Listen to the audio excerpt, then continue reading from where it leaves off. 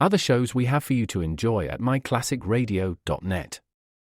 The Avengers was most certainly not a household name in South Africa prior to the radio series. With no national television service until 1976, the mechanism simply was not present in the country to show television programs to mass audiences. While many other countries reveled in the filmed adventures of John Steed and company, South Africa was not equipped to join in the fun. The series took Britain by storm and made a major impression in the American markets, being that greatest of rarities, a British series given a network transmission slot. However, as a filmed series, rather than a videotaped one, The Avengers was able to gain a modicum of exposure in South Africa through film rentals. Come and listen at myclassicradio.net.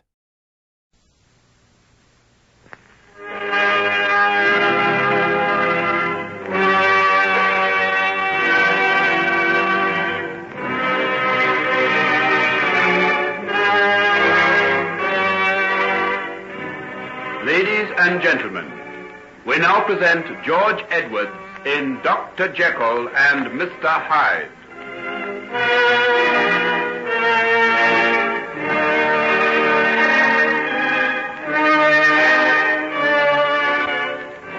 Sit down, Mr. Utterson. Pray be seated.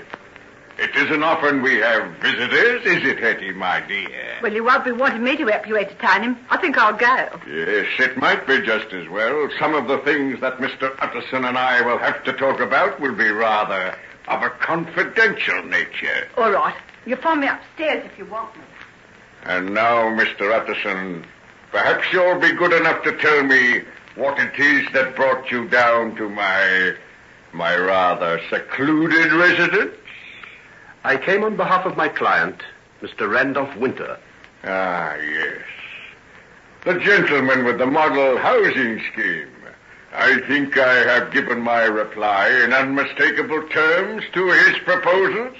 I'll admit I was glad of an excuse to come down to your place. I wanted to see you. Good. Now we're getting somewhere. And the reason you wanted to see me was to try and ferret out what connection I had with Henry Jekyll. Wasn't that it? It was. You were wasting your time with Hetty. She knows no more about that than you do. Though the things she could have told you about Henry. What do you mean? You want the full, unvarnished story of Henry Jekyll? Of course I do. Because you don't want him to marry your daughter, isn't that it? Never mind my reasons. Isn't that it? Answer me. Yes, that's it, if you want to know. I want the truth. You want the truth from me? I demand it from you. Very well, then. I have never wanted my daughter to marry him, and if you put me in possession of sufficient evidence to make it impossible, I shall consider myself as being in your debt. My debt? Oh, that's good, that is. Well, please, go on. This interview is painful, and I want to have done with it. First, we will finish with Hetty. As I was saying, he accidentally found her again. He was horrified to see what she'd become, and he took her away with him out of the place she worked in. He took her to the building at the back of his father's house. He calls it his laboratory. What? He had a girl there? Oh, but only for a very brief time. Henry was entirely blameless on this occasion. Believing that the main house was deserted, he went into it to get food and clothes for his protege. It was about 2:00 in the morning, remember? And while he was groping his way in the dark, who should surprise him but his father? The old man had unexpectedly come up to London from his country house. Yes, go on. Picture Henry's dilemma. There he was, with Hetty waiting for him in the laboratory. And his father, asking what he was doing, wandering round the house like a thief at such an hour of the night. Henry made some sort of an excuse and went off to bed. Leaving the girl to shift for herself?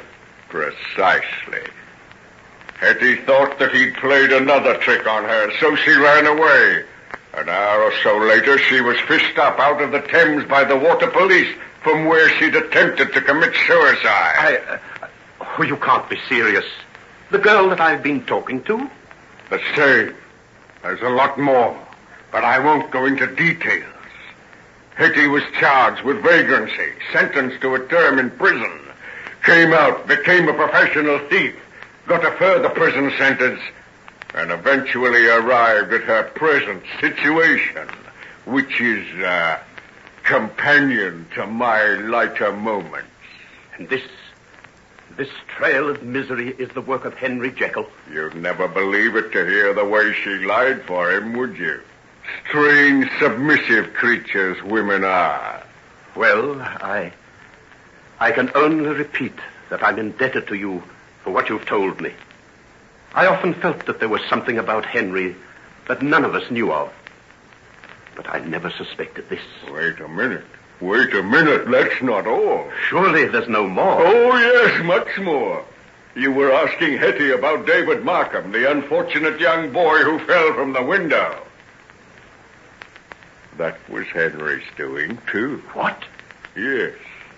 He didn't push him from the top of the tower, but it was he who led him to do the things that got him expelled. They had a quarrel up there, and Markham lost his balance. That's the explanation of the accident. I wonder no one ever suspected it. But he was little more than a schoolboy then. Oh, curious. But curiously old for his age. Didn't you once make that very remark to his father? How do you know these things? I told you Henry and I are twin souls. When you first said that, I thought you were joking. Now you begin to think there may be some truth in it. And I'm not a very pleasant specimen for a man to claim affinity with, am I? At least you look what you are. And Henry, with his pale, fine face and sensitive manner, looks something of a saint. Two halves of a single whole, Mr. Utterson. You're talking riddles, but that's unimportant. Unimportant? You never made a greater mistake in all your life. It's the most important, the most vital statement you've ever heard, if you only knew it. I'm afraid I can't stay to discuss metaphysics with you now, Mr. Hyde.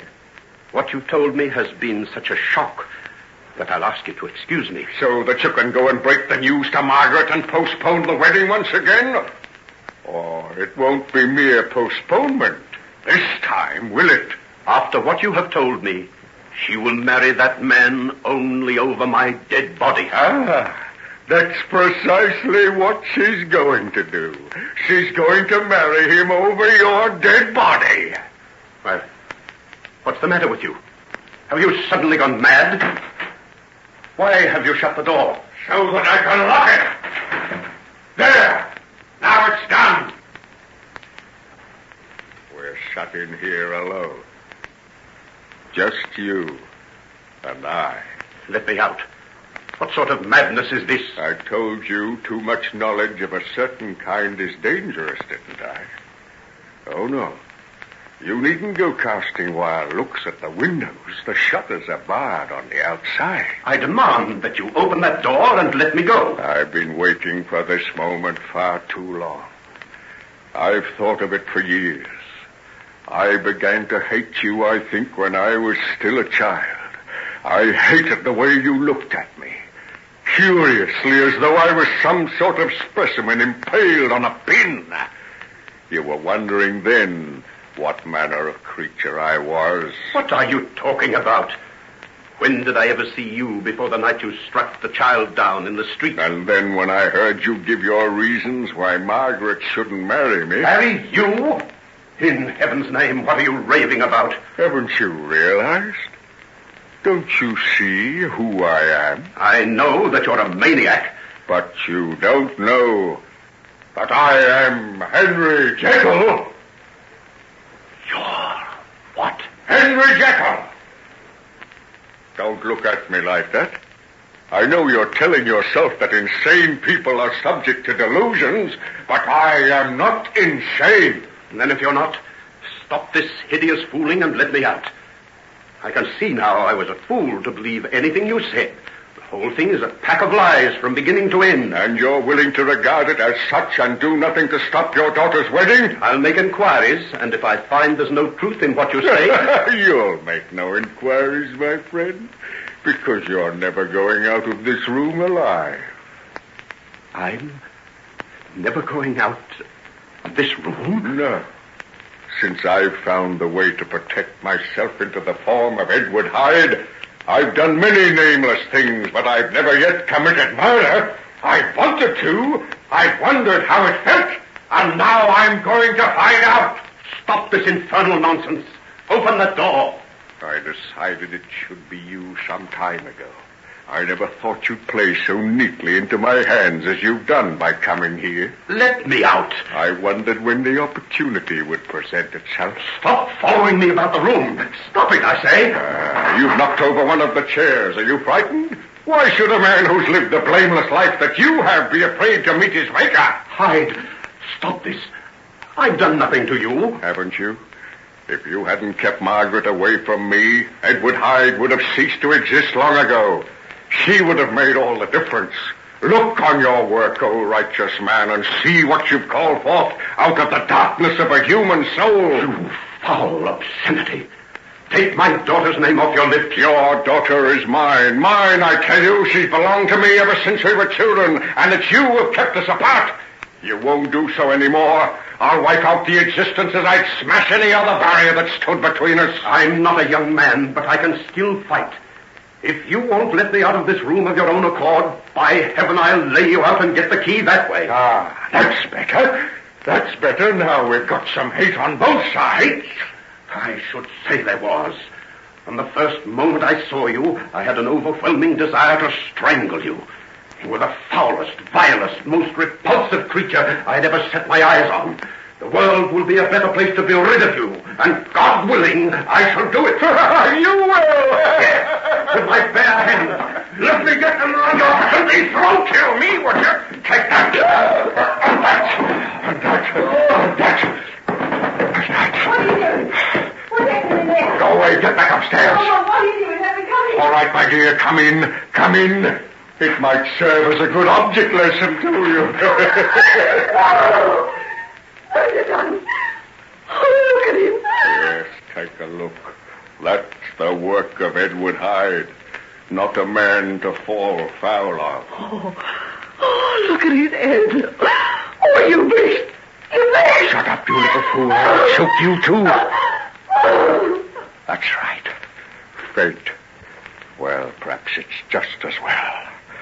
Now, let me get out of this. First the stick. I must destroy the stick I killed him with. Into the fire with it. Into the fire with it. That's right.